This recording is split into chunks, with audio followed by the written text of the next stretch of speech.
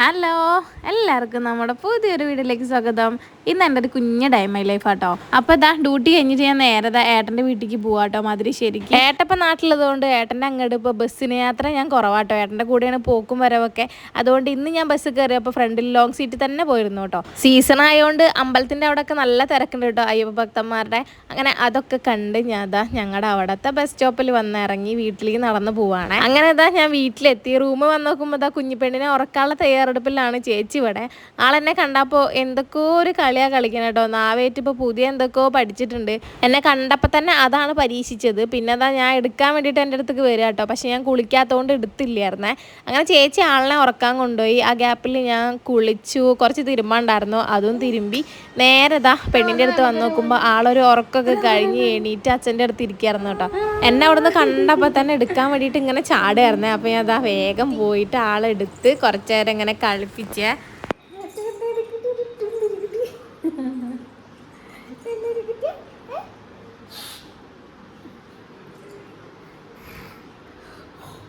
അങ്ങനെ കുറച്ച് നേരം പെണ്ണിനെ കളിപ്പിച്ചിട്ട് പിന്നെ ഞാൻ നേരത്തെ ചായ കുടിക്കാൻ വേണ്ടി പോയേ. ദോശയും സാമ്പാറായിരുന്നു ചായക്കടി. ഇപ്പം തന്നെ സമയം ഏകദേശം ഒരു 12 മണിയൊക്കെ ആയിട്ടുണ്ട് കേട്ടോ. അച്ഛൻ ഉച്ചയ്ക്ക് ചോറ് തിന്നോന്ന് പറഞ്ഞു, പക്ഷേ ചോറ് എനിക്ക് ഈ സമയത്ത് കഴിക്കാൻ ഇഷ്ടമല്ല. അതുകൊണ്ട് ഞാൻ ചായ കുടിച്ചു. അങ്ങനെ ചായ കുടിയൊക്കെ കഴിഞ്ഞിട്ട് ഞാൻ അതാ നേരെ റൂമിലേക്ക് വന്നേ. നല്ല ഉറക്കം വരുന്നുണ്ട്, പക്ഷെ എൻ്റെ റൂമിൻ്റെ കോലം കാണുമ്പോൾ എനിക്ക് ഉറങ്ങാനും തോന്നുന്നില്ല. ഒന്നരാടല്ലേ ഞാൻ വീട്ടിലുണ്ടാവുള്ളൂ. വീട്ടിലുള്ള സമയത്ത് ഞാൻ നല്ലപോലെയൊക്കെ അടുക്കി പെറുക്കി ഒതുക്കിയൊക്കെ വെക്കും. ഞാൻ ഇല്ലാത്ത സമയത്ത് എൻ്റെ ഭർത്താവിൻ്റെ കയ്യിലാണ് ഈ റൂം മൊത്തത്തിൽ കിടക്കുന്നത് കേട്ടോ.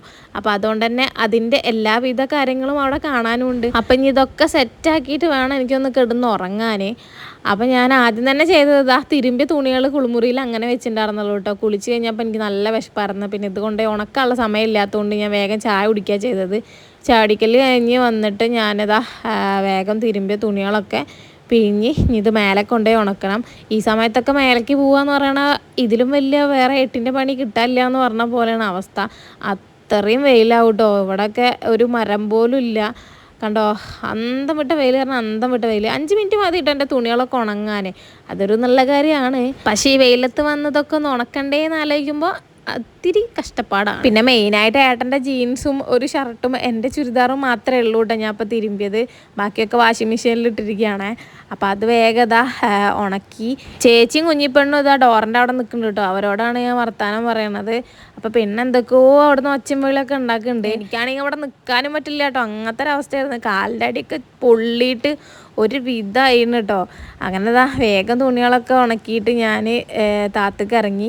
പെണ്ണപ്പാടെ എന്തോ റൂമിൽ ഒച്ചമുളിയൊക്കെ ഉണ്ടാക്കിയിട്ടുണ്ട്, ചീറിനൊക്കെ ഉണ്ട് കേട്ടോ. അപ്പോൾ ഞാൻ അതിൻ്റെ ഇടയിലൊന്ന് റൂമിലൊന്ന് പോയി എത്തി നോക്കിട്ടോ. അപ്പോൾ പുതപ്പും വിരിപ്പൊക്കെ ഞാൻ ഇന്നലെ മുക്കിയിട്ടിട്ടുണ്ടായിരുന്നു കേട്ടോ. അപ്പോൾ അതൊക്കെ ഉണങ്ങിയതൊക്കെ എടുത്തിട്ട് ഞാൻ നേരത്തെ റൂമിലേക്ക് വന്ന് ഇനി എൻ്റെ റൂമാണൊന്ന് സെറ്റാക്കാനുള്ളത്. ഉറക്കം വന്നിട്ടൊരു മന്ദപ്പ് പരിവായിക്കണം കേട്ടോ. പക്ഷെ എന്നാലും ഞാൻ എൻ്റെ റൂം വൃത്തിയാക്കാതെ കിടന്ന് ഉറങ്ങില്ല എന്നുള്ളൊരൊറ്റ വാശിക്ക് തന്നെയാണ് ഈ നിൽക്കണത്. അങ്ങനെ അതാ ബെഡ്ഷീറ്റ് ആദ്യം അങ്ങോട്ട് മാറ്റി വെച്ചു. ഈ ബെഡ്ഷീറ്റ് തന്നെ ഞാൻ വിരിക്കണം കേട്ടോ. ഇത് ഇന്നലത്തെ വിരിച്ച ബെഡ്ഷീറ്റാണ്. അപ്പോൾ അതിൻ്റെ ഒരു സൈഡിൽ ഞാൻ ഇസ്തിരി ഇടുമ്പോൾ ചെറിയൊരു കീറൽ വന്നിട്ടുണ്ടായിരുന്നേ. അപ്പോൾ അത് ഞാൻ തിരിച്ചിട്ടതാണ്. അല്ല, ഇപ്പുറത്തെ സൈഡിലായിരുന്നു അത് കിടന്നിട്ടുണ്ടായിരുന്നു, ഏട്ടൻ കിടക്കണ ഭാഗത്ത്. അപ്പോൾ അത് നമ്മളിങ്ങനെ വെറുതെ കയ്യേറ്റ് ഇങ്ങനെ ആക്കുമ്പോൾ അത് നല്ല കീറും. അതുകൊണ്ട് ഞാനത് എൻ്റെ ഭാഗത്തേക്ക് ആക്കി. അതാവുമ്പോൾ അങ്ങോട്ട് ആരും ശല്യപ്പെടുത്താൻ പറ്റില്ലല്ലോ. അപ്പോൾ ബെഡ്ഷീറ്റൊക്കെ വിരിച്ച് നോക്കി നോക്കുമ്പോഴാണ് കട്ടലിൻ്റെ ഈ സൈഡിൽ നല്ല പൊടി ഉണ്ടായിരുന്നു കേട്ടോ. അത് എത്ര തുടച്ചാലും പൊടി അവിടെ നിന്ന് പോവില്ല കേട്ടോ. ആ തുടയ്ക്കുന്ന സമയത്ത് ഒരു ശമനം ഉണ്ട് എന്നല്ലാതെ കുറച്ച് കഴിഞ്ഞ് ഒരു 5 മിനിറ്റ് കഴിഞ്ഞ് അതേപോലെ പൊടി പിന്നെ ഉണ്ടാവേ. അതെന്താ ഈ ജെല്ലൊക്കെ തുറന്നിടണ്ടാ തോന്നുന്നു, എന്താണെന്ന് അറിയില്ല. അങ്ങനെ അവിടെയൊക്കെ തുടച്ച് കഴിഞ്ഞിട്ട് ഞാൻ എന്താ ബെഡ്ഷീറ്റൊക്കെ നല്ലപോലെ വിരിച്ചിട്ടോ. ഈ ബെഡ്ഷീറ്റ് പിന്നെ ഒട്ടുമിക്ക എല്ലാവർക്കും അറിയുണ്ടാവുമല്ലോ, നമ്മളെ മീഷോ ബെഡ്ഷീറ്റാണ്. അമ്മയും ചേച്ചിയും കൂടിയിട്ട് മീഷോന്ന് ഓർഡർ ചെയ്താട്ടോ. അങ്ങനെ അത് കഴിഞ്ഞ് പുതപ്പൊക്കെ അവിടെ വിരിച്ച് സെറ്റാക്കി കഴിഞ്ഞിട്ട് ഞാൻ നേരത്തെ ഈ ടേബിളിൻ്റെ മേലേക്ക് അങ്ങോട്ട് ഇരുന്നു കേട്ടോ. ഈ ടേബിളിൻ്റെ മേലെ ഇനി ഇല്ലാത്ത സാധനങ്ങളില്ല എന്ന് പറയില്ല, അതേപോലത്തെ അവസ്ഥയാണ്. എല്ലാ സാധനങ്ങളും അവിടെയാണ് കൊടുന്ന് വെക്കാറ്. ഞാൻ തന്നെയാണ് അതിൻ്റെ ആള്. തിരുമ്പിയ തുണികളാണെങ്കിലും തിരുമ്പാത്ത തുണികളാണെങ്കിലും കൊട്ടുണ്ടെങ്കിലും എൻ്റെ കൈ നേരെ ആ ടേബിളിൻ്റെ മേലേക്ക് പോവാട്ടോ. ഞാൻ അവിടെ കൊണ്ടുപോയി വെക്കും. ചില സമയത്ത് കൈയോടെ ഞാൻ അലമാറയ്ക്ക് കൊണ്ടുപോയി കൂട്ടാം. അലമാറൻ്റെ ഉള്ളിൽ വൃത്തിയില്ല എന്നുണ്ടെങ്കിൽ മാത്രമേ ടേബിളിൻ്റെ മേലേക്ക് ഈ സാധനം വരുള്ളൂ. അങ്ങനെ എന്തായാലും ഞാൻ എൻ്റെ ഡ്രസ്സ്, ഏട്ടൻ്റെ ഡ്രസ്സ്, അമ്മൻ്റെ ഡ്രസ്സ്, ഒരു സാരി ഇതിൽ പെട്ടിട്ടുണ്ട് കേട്ടോ. അപ്പോൾ അതൊക്കെ സെപ്പറേറ്റ് ഞാൻ മടക്കി ഇനി ഇതൊക്കെ അലമാറയ്ക്ക് ഒതുക്കി വെക്കണേ. ഞാനും ഏട്ടനും നാട്ടിൽ നിൽക്കാൻ തുടങ്ങിയിട്ട് ഇപ്പോൾ കുറച്ചേ ആയിട്ടുള്ളൂ. ആദ്യമൊക്കെ ഞങ്ങൾക്ക് അലമാറയിൽ സ്ഥലം എന്താ പറയുക കൂടുതലായിരുന്നു കേട്ടോ. കുറേ സ്ഥലമുള്ള പോലെ ആയിരുന്നു. ഇപ്പം ഞങ്ങൾ രണ്ടാളെ ഡ്രസ്സ് വെക്കുമ്പോഴത്തേന് സ്ഥലം ഇല്ലാതായി പോയി. ഏട്ടൻ്റെ ഷർട്ടും ബനിയനൊക്കെ അത് അങ്ങനെ ഹാങ്കറിൽ ഇവിടെ തൂക്കണോണ്ടാട്ടോ കുറച്ചെങ്കിലും സ്ഥലമുള്ള പോലെ തോന്നുന്നത്. തോന ഡ്രസ്സ് എന്ന് പറയാൻ ഞങ്ങൾ രണ്ടാൾക്കും ഇല്ല, പക്ഷെ എന്നാലും ഉള്ള ഡ്രസ്സ് ഞങ്ങൾക്ക് തോനുള്ള പോലെയൊക്കെ തോന്നാറുണ്ട് കേട്ടോ. അങ്ങനെ ഏട്ടൻ്റെ ഷർട്ടും ബനിയനൊക്കെ ഞാൻ ഹാങ്കറിൻ്റെ മേലെ വെച്ചു.